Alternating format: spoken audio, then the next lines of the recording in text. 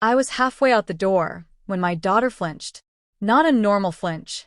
Not surprise. Not play. The kind that comes from memory. My hand stopped in midair, just inches from her back. I hadn't even touched her. But she recoiled anyway, like her body had learned to brace before her mind could catch up. The room went dead quiet. Just the refrigerator humming.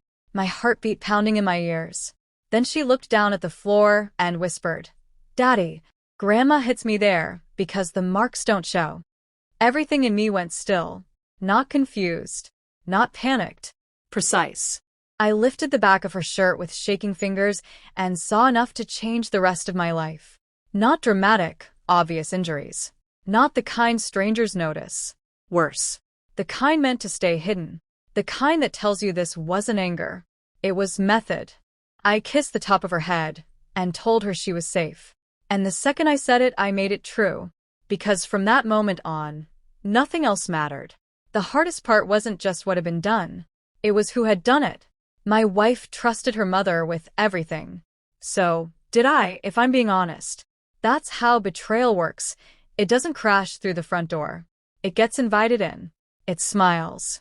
It helps with dinner. It offers to babysit. The first time I met my mother-in-law, she looked harmless. Warm smile. Soft cardigans. Gentle voice. The kind of woman people describe as an angel without thinking twice. She braided my daughter's hair like it was a sacred tradition. Brought food when no one asked. Told everyone how much she adored that little girl. And we believed her. That's what still burns. Not just that she did it, that we let her close enough to try. When I looked back, the signs had been there all along. My daughter stopped getting excited to visit. She went quiet in the car after coming home. She tensed when someone stood behind her. She started shrinking in little ways children shouldn't. And I did what people do when the truth feels too ugly to touch. I explained it away. Kids go through phases. Families are complicated. She's probably just tired. Lie after lie after lie. Because admitting the truth would have meant acting on it. And action changes everything. That night, after my daughter fell asleep in my arms, I didn't storm over there. I didn't make threats. I didn't call screaming. Rage is reckless. My daughter needed something stronger than rage. She needed strategy. So I opened my laptop and started building a case. Dates, times, patterns, comments, changes in behavior. Everything. I called a pediatrician friend and asked careful, quiet questions. I scheduled appointments without tipping anyone off. I documented every detail I could without making my daughter relive more than she already had. I installed cameras in my own home, not to invade, but to protect. And before I said a word to my wife, I talked to a lawyer. Because once something this serious comes into the light, you don't get to be sloppy. When I finally told my wife, she shattered in stages. First denial, then tears, then anger. But not where it should have gone. That was the moment I realized I wasn't just protecting my daughter from one person. I was protecting her from anyone willing to look away. Watching your spouse choose disbelief over your child's safety does something to you. It clears the fog. It kills hesitation. So I stopped asking for agreement. I moved. Quietly. Legally. Completely. I filed reports built on facts, not emotion. I handed over documentation too detailed to dismiss. I contacted child services before anyone could twist the story into a family grudge. I made sure my daughter was out of reach before anyone realized access was gone. Every conversation after that happened one of three ways: witnessed, recorded, or in writing. No gaps. No ambiguity. No second chances for manipulation. And then I did the hardest thing of all. I waited. Because when the truth is documented well enough, you don't have to scream. You just have to let it do its work. Socially, I said nothing. I didn't post. I didn't hint. I didn't try to turn public opinion into a weapon. Silence handled that for me. People noticed. The visit stopped. The photos stopped. The braiding stopped. Invitations quietly dried up. A woman who had built her identity on being adored suddenly found herself unwelcome in rooms that used to make space for her. That kind of isolation lands differently when you've spent your whole life performing goodness.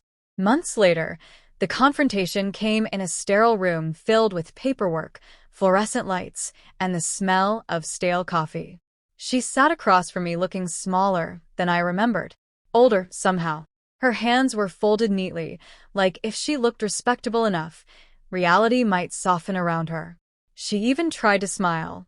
Habit, I guess. I didn't raise my voice. I didn't need to. I slid the file across the table and let her read. Page after page. Evidence. Notes. Reports. Timelines.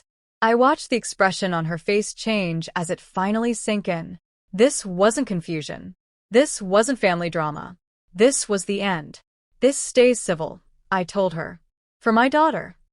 And that was the moment she understood what was really happening. The punishment wasn't noise. It wasn't spectacle. It was removal. Permanent, clean, undeniable removal. No access. No control. No more chances to hide behind love, age, or family loyalty. Just consequences. My wife and I divorced quietly after that. By the time custody was decided, there wasn't much left to argue about. Facts have a way of cutting through performance when they're strong enough. She once asked me how I stayed so calm through all of it. I told her the truth. Because my anger had a job to do. Now my daughter laughs again. Really laughs. She leans into hugs instead of flinching away from them. She wears her hair however she wants. The house feels different too, lighter, safer, like it finally remembers what peace is supposed to feel like. I still check in. I still stay alert. Not because I expect danger around every corner, but because once you've seen what neglect can cost, vigilance becomes part of love. I don't regret how I handled it. I regret that I had to. People misunderstand revenge. They think it's about chaos, destruction, making someone suffer. Sometimes it is. But sometimes, real revenge is quieter than that. Sometimes it looks like protection, like paperwork, like patience, like building a wall so solid evil never gets close again. She thought she was untouchable. She thought being loved made her safe. She thought no one would ever look closely enough. She was wrong. I saw the truth. And I answered it with justice. That kind of red never fades.